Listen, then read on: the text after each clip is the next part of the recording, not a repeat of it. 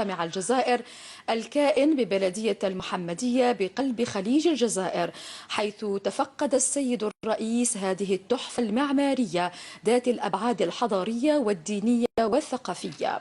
وكان رئيس الجمهورية مرفوقا خلال هذه الزيارة بالوزير الأول عبد المالك سلال، ووزير السكن والعمران والمدينة عبد المجيد تبون، وزير الشؤون الدينية والأوقاف محمد عيسى، ورئيس المجلس الإسلامي الأعلى عبد الله غلام الله، ووالي ولاية الجزائر عبد القادر زوخ.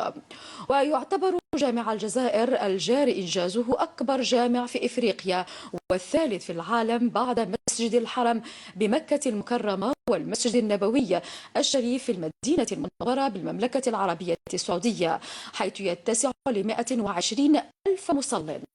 كما يضم أعلى منارة في العالم يصل طولها إلى 265 مترا.